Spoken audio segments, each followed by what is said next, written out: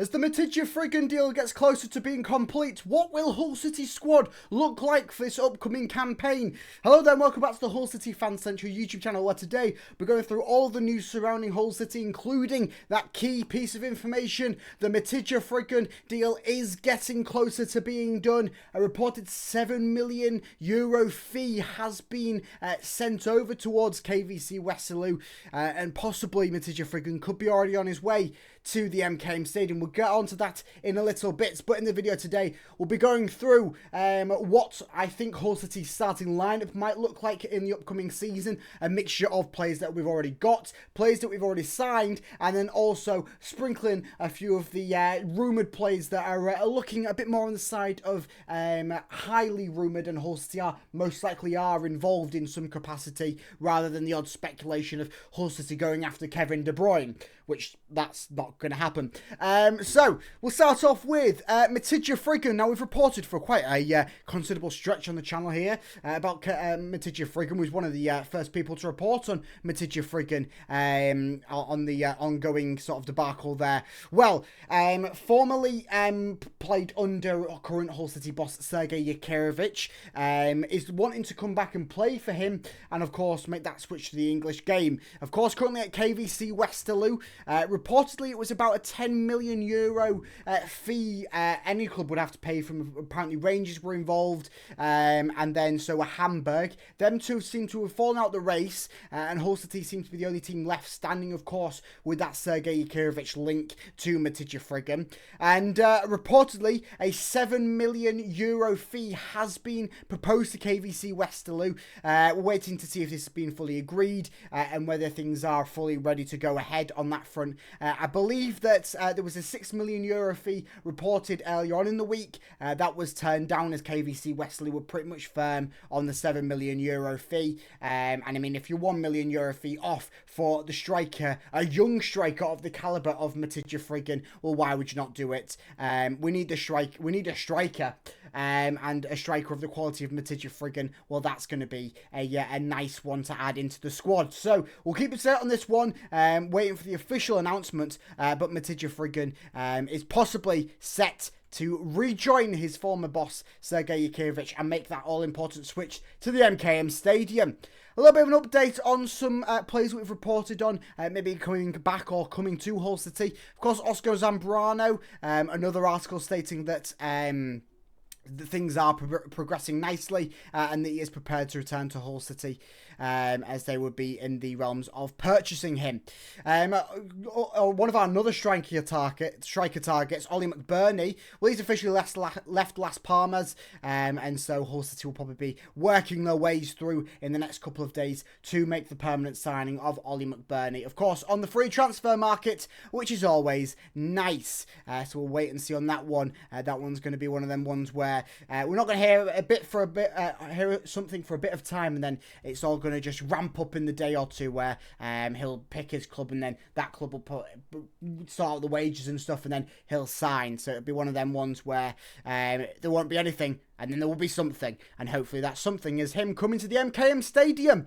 So let's now look across to what I think Hull City's starting 11 might look for Sergei Yakorovich's first game. Of course, that first one away to Coventry City on the opening weekend of the season. So of course, without a shadow of doubt, it will be Ivo Panda in goal. Of course, this is all bearing transfers, injuries, such wood that none of that happens. But who knows really what can happen between now and the start of the season. This is just my predicted starting lineup. Of course, I said I've sprinkled in a few players that probably might not even sign with Hull City as well. So Ivo Panda in net. No other choice there. Back lineup. Now, this is a bit of an interesting one. Of course, we do know Hull City are very in the realms of a new left back. Premier League loan one has been chucked about there. Also, Hull City could go to a 3-back for this upcoming season and play their wingers a bit more in a bit of a deeper position. Who really knows? Sergei Yakirovich, adaptable. That's been the key word. I mean, might as well get it on a t-shirt at this point. That's what he's been saying. Adaptable, adaptable, adaptable. But the starting lineup, which I think Hull City might go with, all depending on how well this preseason goes and who stays, who goes. Well, I'd like to see Cody Drameh maybe get the nod at right back. I think he provides something quite nicely down the right-hand side, and we saw him last season sort of play quite nicely behind the two wingers that we'll talk about in a minute. So Cody Drameh out on the right, of course, gives the versatility of switching left back and getting up the field as well. Centre-back partnership of Charlie Hughes and John Egan was really the key centre-back partnership that was coming down that stretch last season that helped us stay up. Of course, you've got Sean McLaughlin and Alfie Jones, two other key central defenders for Hull City. But I think that we will go with John Egan, Charlie Hughes. Of course, that could switch to a 3-back. As I say, this is just a prediction. Of course, it's probably not going to be nailed on. So then left back at the moment is a little bit up in the air. Of course, it will be the left back Premier League loanee, but at the moment we don't really have one. So I will go with the left back Premier League loanee to start, whoever that may be. We don't know, but he's made it into my starting lineup. So let's move on to midfielders. Now we will go with, of course, won't go with Oscar Zambrano, because even though he might sign, he probably will sign before the start of the season, he won't be able to play for quite a stretch of time, in a similar situation with Elliot Matazo. So I will go with someone who might not be here by the start of the season in Steven Alzate. He's picked up a bit of interest, but I will go with him to start in that CDM position. Of course, there could be a bit of a revolving door situation here. Alzate could leave, John Joe Shelby could join, all sorts of stuff like that. So I will go with Alzate for the moment, because of course John Joe Shelby's currently sort of working back to fitness, of not playing too many games recently. So I'll go for Steven Alzate to start in sort of the CDM position.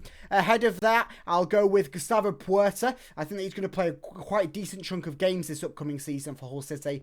And then ahead of that, Matt Crooks. You can make an argument between Matt Crooks or Casey Palmer as they go in that sort of central attacking midfield department. I think Hull City might go with Matt Crooks because he provides a bit of a stronger defensive capability compared to Casey Palmer, which might be needed considering about how nice this striker lineup might look.